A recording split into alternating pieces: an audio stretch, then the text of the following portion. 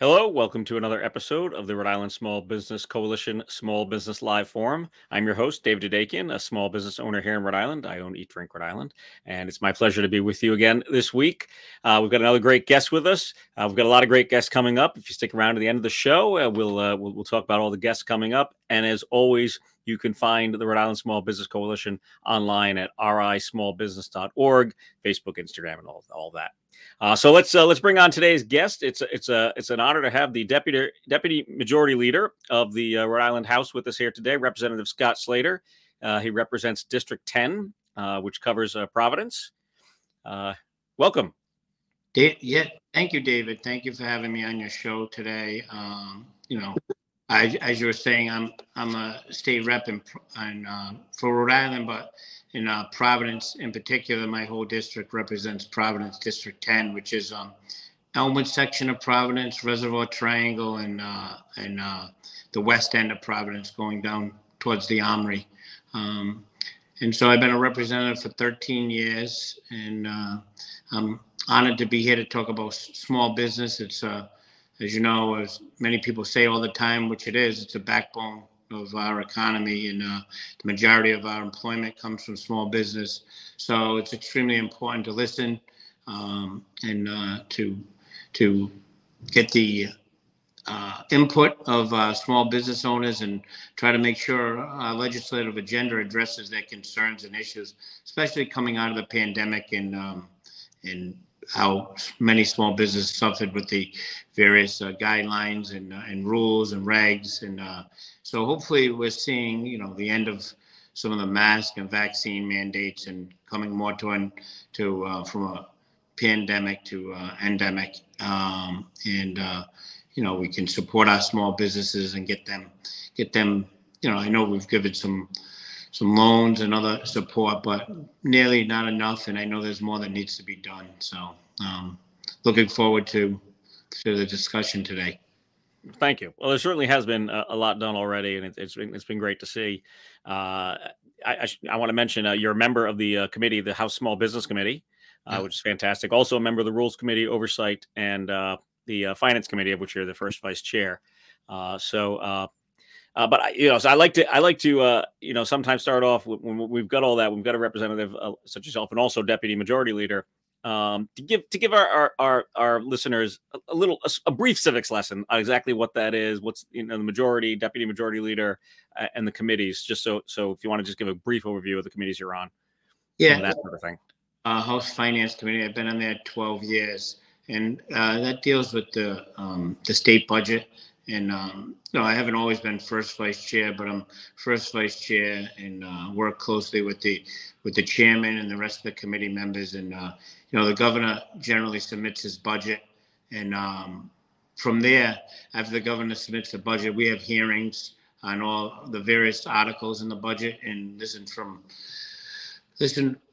to input not only just from the departments of the governor, but from the citizens and our constituents throughout the state on what's important in the budget, the aspects, the taxes, revenue, expenses, and then it happens on both the House and Senate, and we come together with the governor and try to come up with the best budget possible for the state, and hopefully addresses the concerns of our constituents. On the small business, we take in a lot of different business bills and aspects. I serve with Chairwoman Carol McEntee, who does a great job, and it's great to serve with her and the other committee members. We recently passed some bills, the alcohol to go. And that was one of the bills that we just passed recently, which was, hopefully helpful, that we found during the pandemic that was put in place, and to make it more permanent for restaurants. So that was one of the most recent bills that we passed there. But there's a lot of moving parts, a lot of different legislation that we're dealing with right now. I know you had mentioned earlier the cannabis legalization, which I've been working on a lot for now 10 years. I've been coming up with different bills. Recently, we've had worked with Senator Miller on the Senate and the leadership on both sides. And hopefully we can come out once the hearings that we have the hearings and we have input. We can pass some legislation that'll help many of our existing small business. Because if a lot of folks don't realize that cannabis right now, between the medical cannabis and the compassion centers, a few years back under Governor Raimondo, they set up a program to have cultivators. And so there's many folks that invested a lot of money and took their time as cultivators to participate and to supply medicine for the medical compassion centers. And right. I remember years ago when they started that, there was many of them got into that program with the understanding that we'd be doing legalization maybe like 3 or 4 years ago. Right. And they've been, there are small businesses that exist in our state and they've been struggling, many of them. So, I definitely have, keep them in mind with any policy that we pass. Yeah, it's definitely, while we're on that topic, we may as well continue with it before we jump into the finance items. But I mean, the marijuana business is certainly a small business issue. It's certainly something we've talked about here before. Like you just said, many of them are small businesses. And we certainly see it from a financial standpoint, the money heading out of our state. I mean, you can't drive down 95 or 195 without seeing those billboards. That's, one piece of the puzzle. There's a lot more, as you mentioned. But it's a big issue. So can you tell us a bit, since you are the sponsor of the bill this year, along with, as you said, Senator Miller on the Senate side, why don't you run us through quickly what the bill is and how it looks to be shaping up to this year? Because it does, I'm going to knock on wood, it does look like this may be the year. It does look for potential here. Yeah, absolutely. So we've tried to model a lot of it after Massachusetts because they're our neighbor, and also some of New York. So originally, if last year, one of the sticking points with the governor, with the Senate, and the House was the regulatory structure, whether it be under DBR. Under the bill that we proposed, worked out with the Senate, it's sort of like a hybrid. It'd still fall under DBR, but there'd be a Cannabis Control Commission, with 3 members. They'd all be appointed by the governor, and one would come from a list from the Senate president. One would come from a list from the House. And that Cannabis Control Commission would take over regulation once they're in place of medical and recreational cannabis, similar to the structure that New York has, with an advisory board. That's very important, an advisory board of folks that are in the industry on a regular basis, whether they be cultivators, representatives of compassion centers, law enforcement, people in the social justice field, just to make sure that the policy is getting input from those that are affected on a daily basis and that understand the industry, maybe more so than the average legislator that doesn't participate in the industry. But, right now, I think under the regulatory structure that we have in the medical, there was probably around at least 50 maybe cultivators that were approved. These folks have been, good citizens. They employ many people in our state. Right. They've been paying pretty high licensing fees and having DBR, regulate, and their supply is just to the medical field right now. So there's about maybe 20,000 patients. There's a number of folks that have out-of-state cards. So they've been supplying the 3 compassion centers, and some have been doing well, some haven't. Some have been struggling because, it's just not big enough of a market. And now with Massachusetts coming on board, you see some of the cards drop off. And so a lot of times we hear, oh, how much revenue is there going to be from legalization?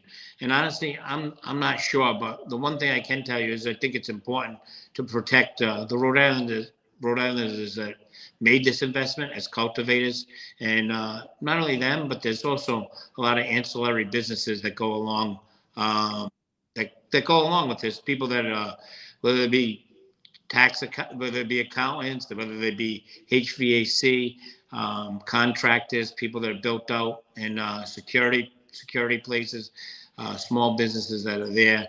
And as you talked about, we've had so many people that are going across the state line to whether it be Attleboro, Seekonk, that are close enough to purchase cannabis recreationally. And with that, they stop at the stores over there. So it affects other small businesses just by the traffic. Absolutely. I think it's important. It's great that you mentioned, you mentioned cultivators several times. I mean, from my world perspective, farming, food, there's a large amount of business that can be done there. I mean, it is a farm product essentially. And you also mentioned, HVAC and things and security and things of that nature. Again, small businesses out there that can benefit from this because, if you have an indoor grow facility, that takes a lot of equipment that's required to keep everything productive, which are mostly run by small businesses. So thank you for those examples. Appreciate that. Bill will also add 20 on top of the 9 existing centers that we're supposed to have now, because we had 3, and then DBR had a lottery to add 6 more compassion centers.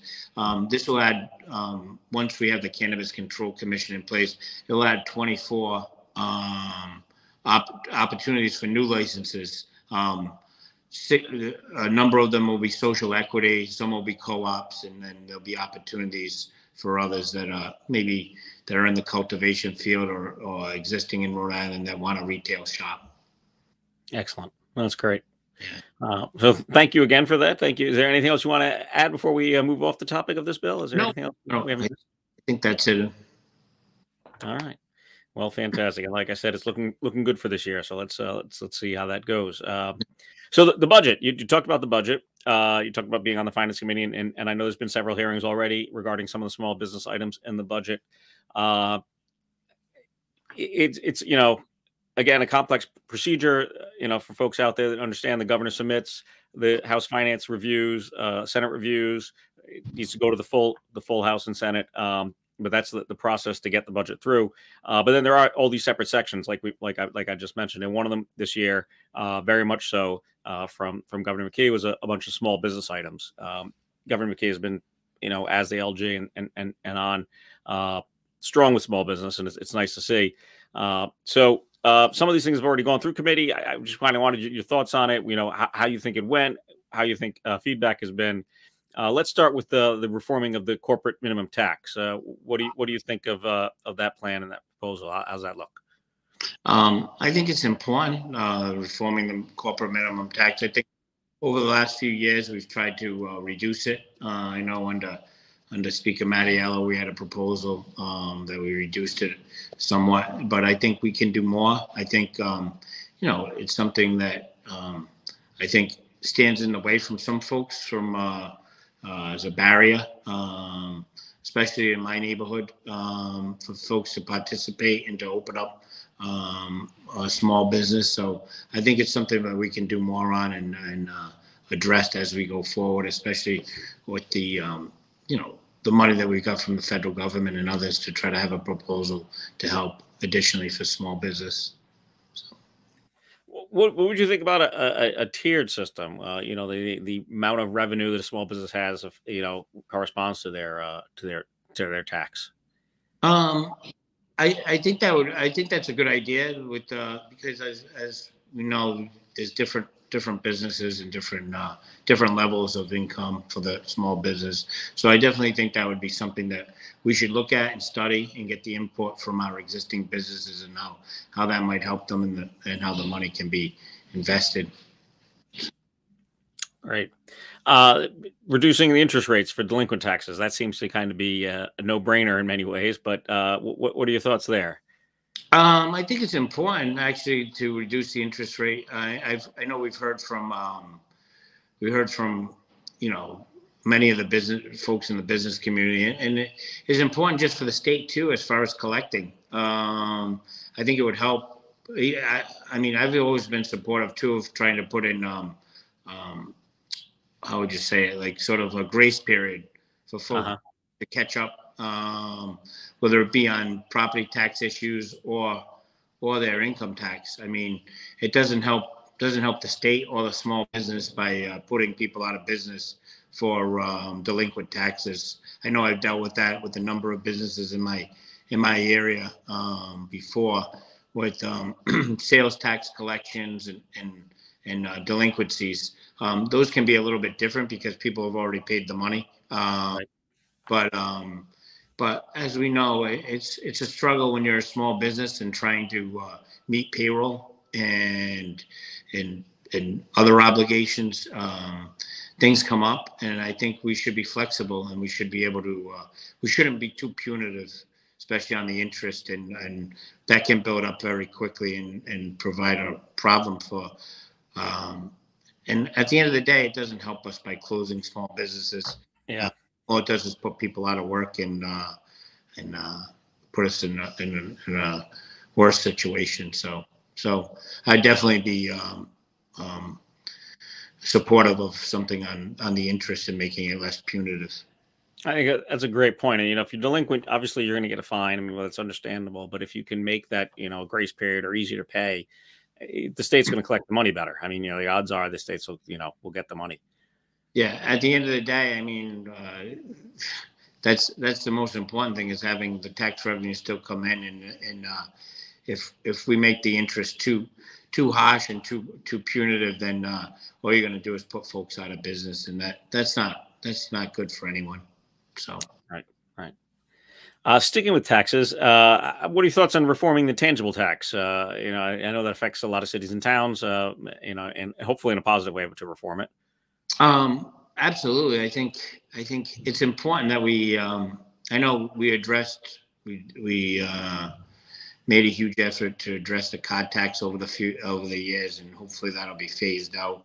I think the next that we should really attack is a tangible, because it affects businesses, and it's not just that. It's a whole nother level of reporting as far as equipment and making sure you meet those deadlines of local assessors. So I think that's something that we should definitely look into reforming. I mean, I'm not sure exactly. I represent the city of Providence. I don't think it's a large number in the budget. It's a decent number. I mean, but I don't think it's. I think it's something that we should look at absolutely, and because it's just a whole nother level of burden on small business and complaints that I get from. Having additional bookkeepers and making sure that they track what new equipment they have and what's taxed and updating the form. So I know I've worked with a lot of small businesses, not only in my district, but others that, maybe have missed a deadline or it's just another punitive measure that gets in the way of people that just want to operate their business and, employ folks and, so it's another hurdle. So hopefully we can address. I know there's a lot of dependency on it with local cities and towns, but I think we've done it on the card tax, and it'd be something that I'd be supportive of looking at reforming. It does seem to be working with the card tax, like you said. I know just to use your example of Providence, there is a large amount of revenue derived there, but there does seem to be other means to get that. Absolutely. I think it seems like a larger number. It's definitely a large number, but not in the scheme of the budget. It's I think there definitely could be some proposals that come forward and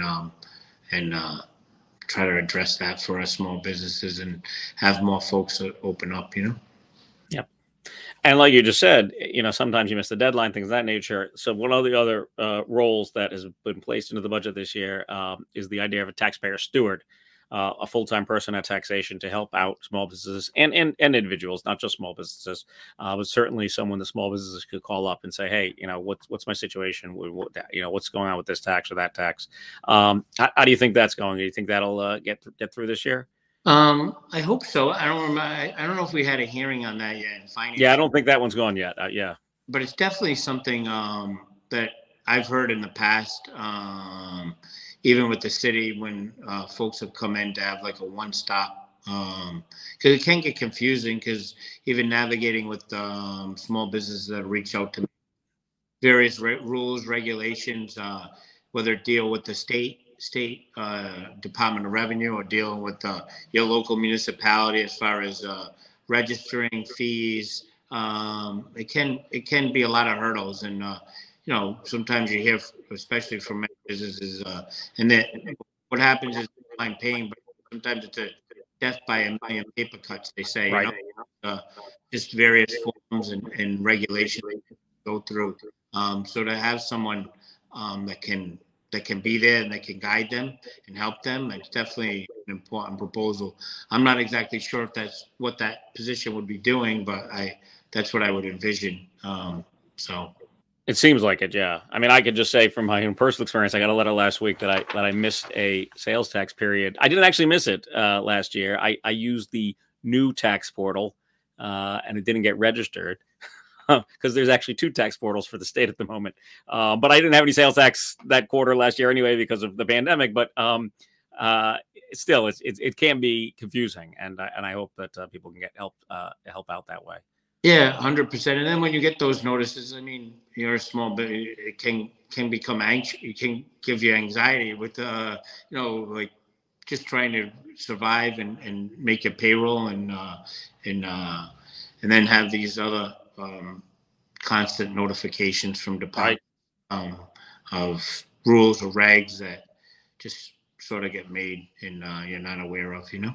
Absolutely. No, it's true. I mean, if I didn't have a zero balance, I certainly would have been quite anxious about it. You're right. Because then there would have been fines and all the rest. Right. That's an excellent point. So we talked about, okay, we've seen the to-go drinks passed this year, which is excellent. Another bill that just recently came up, I've had the chance to speak to the sponsor. It's coming in front of small business soon. It was in front of small business last year. I don't know if you know too much about it yet. I don't, if you remember back to it, the cottage food bill.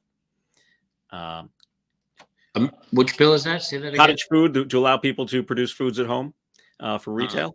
Yeah, I'm not as up on that, but no, that's okay. You can't be expected to know everything that's going on. I completely understand. And like I said, it was just submitted, so it hasn't even gone to committee yet. Yeah. So something we just wanted to flag as very small business friendly, very small business startup friendly, which is the key. It allows people to start their businesses at home and then move them out. So when that does come up to the committee, hopefully we can see some progress on that there.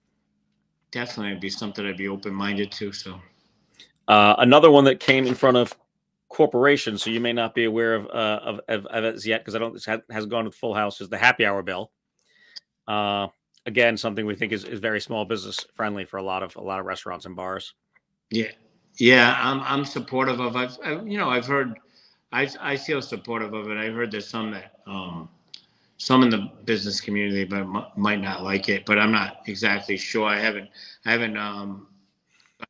seen the hearing yet. I don't know if they've had a hearing yet, but something that I think would be supportive for a lot of bars and restaurants in the city. So something that I've been supportive of. Thank you. Anything else that you've seen so far this year in small business that I haven't touched on, that you come to committee or not, that would be helpful? I've been kind of concentrating on some of the cannabis legislation, so I've been tied up with that a lot. But I'm always open to hearing from the small businesses in my community. There's nothing in particular that I've seen that people have reached out to me. Some of the bills that we've addressed already in the committee, I think are good. But anything that helps, get rid of some of the red tape. The post that you talked about, I haven't seen that in the budget yet, but it's something that I'd definitely be interested in helping our small business navigate. It's different. There's rules and regulations that can be good, and like some businesses are really supportive of, because it helps promote their industry and make sure that the industry stays at a high level. And then there's some that are more of like a nuisance, and they'd like to see taken away. So I think there needs to be a balance, and as a budget for the state of Rhode Island is extremely important. Tax policy and making sure that we pass good legislation, whether it be like you talked about with the interest rates on delinquencies and So I'm definitely supportive of those. I know we've had some APRA proposals. Yeah, I was going to touch on that next. You want to talk about those funds and what your thoughts are there? I think it's important to, I know I've heard from a number of businesses that, it's important. I know we gave out grants and, it helped a lot of small businesses. I think that's important to continue and to help give grants. I know there's a lot of folks that still aren't on their feet right now from the pandemic, and, and maybe they can even use that money to, whether it be repurposed or look at the business plan as far as how they can, pivot in these times. And with, I think hopefully we get more people in their offices and working, Sure. especially for downtown. I think, it's important to have foot traffic and to have folks back to work, because if people are home, then, people need to think about their business and how they operate from that angle. Right. That's an excellent point.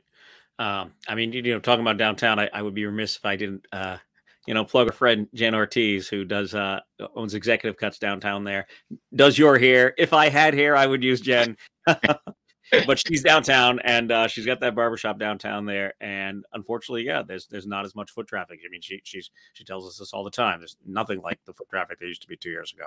No, I know, but I know she'll do well regardless, because I've known Jen for so many years, and I've been going to her for many years, and she just does an excellent job. And yeah, anyone who's looking for a haircut or any stop in her business, and definitely won't be disappointed. So.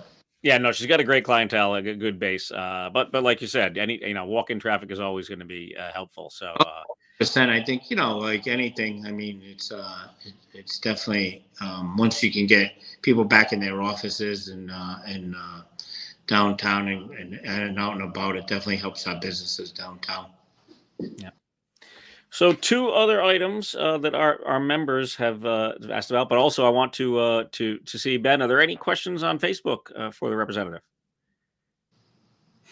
There are no questions at the moment. All right. Well, I'll touch on these 2 from members. One was about the open meetings and calling in to testify during committees, and now that is going back by the wayside again. But it did seem to work for a lot of folks. It did seem to be a benefit for a lot of people to be able to testify that way. What are your thoughts there? I think it's something that we could look at. I mean, I'm glad. Definitely, if it helps people participate more in the legislative process, I think that's something worthy of looking into.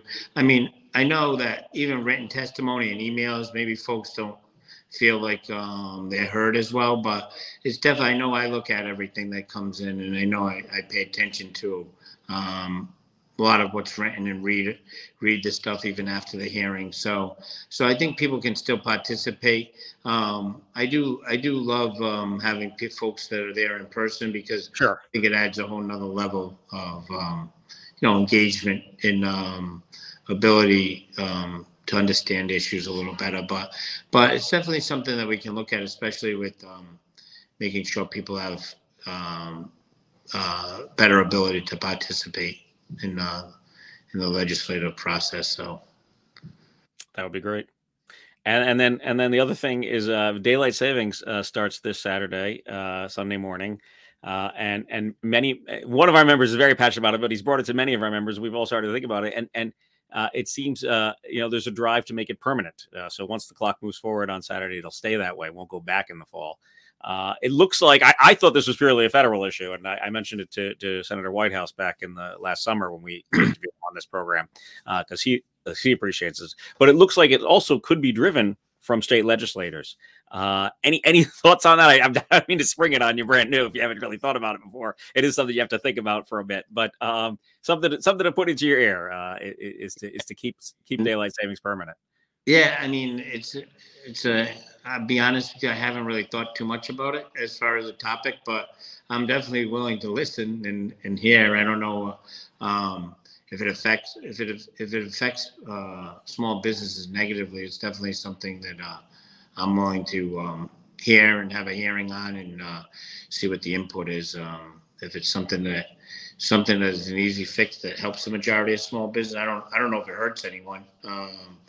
Well, it was interesting. The last couple of years, the more taken outside, once the clock goes back in the fall, there's less daylight, obviously. Yeah. So that was something that a lot of our small business owners kind of spoke up. We're like, oh, it's too bad. It's not as busy in November as it was October, that sort of thing. Yeah. Well, it's definitely something I'm open to. So it hasn't been something that Something to think about for one of our members. I apologize. I did my research on what committees you're on and things of that nature, and your record.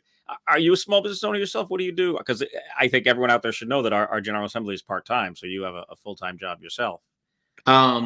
Yes, I have a full-time job. So I actually work for the city of Providence as a budget analyst. But I've had a small business in the past. I owned I had a liquor license in the city of Providence, and was part of with other partners, part of a nightclub business. So I've had the challenges of owning and meeting a payroll. Definitely something I'm sensitive to and understand. There's many people that haven't had those challenges, but I have, and I understand a lot of the red tape that folks go through, paying the sales tax, meeting the sales tax, and just the regulations in Rhode Island around the liquor industry and businesses. So it's something I'm sensitive to and been involved in. Yeah, it certainly sounded like it from our conversation that you had that background. That's why I asked. I mean, so many of our General Assembly members are small business owners, so it's great that there is that perspective. Yes, yeah, absolutely. I think it's important to have been through that and understand what it is like to operate a business in the state of Rhode Island. It gives you definitely a different perspective. So, yeah, thank you. Oh, absolutely. Well, that's our show. I really appreciate your time today, Representative Slater. Is there anything you'd like to add before we close up? No, I mean, I'm always open to input and to outreach. So I think we have a part-time legislature, and I think it's the great thing about Rhode Island is we're small enough where you're able to be in contact with a lot of the small businesses in your neighborhood. I try to support the small businesses throughout the state, and I think we have some great assets in Rhode Island. We have some wonderful restaurants, wonderful business owners, and I'm always open to input and to hearing from folks. And I thank you for this forum and everyone that works on this, to putting the issues out there and addressing small business issues and making sure, our small business can recover from the tough time. I know COVID was tough on everyone, but in particular, a lot of our small businesses. So. Well, I thank you. You're welcome, and we appreciate your time today. That was Deputy Majority Leader Scott Slater, representative for District 10 in Providence. Thank you again for watching. I'm going to run down our guests because we got some great guests coming up on the show in the next few months. Our next three guests are actually support guests. They're really fantastic folks. James Muchler from SCORE, Rhode Island, Doris De Los Santos from the Center of Women in Enterprise, and Tomas Avila from the Rhode Island Office of Diversity, Equity, and Opportunity. So they'll be supportive of small businesses in many different ways. Lots of different questions there. Please send them in. Let us know. And then we've got back to our elected officials. We've got Representative Blake Filippi on May 3rd. Secretary of State Nellie Gorbea, who's running for governor, is on May 17th. Senator Jessica De La Cruz is running for Congress. She's on May 31st. Representative Karen Elzate is on June 14th, and Treasurer Seth Magaziner, who's also running for Congress, is on June 28th. So we've got some great guests coming up. Please tune in every Tuesday at noon or anytime really on Facebook. You can always watch these videos after they've aired. We really appreciate your support and checking out rismallbusiness.org to become a member. Thank you again.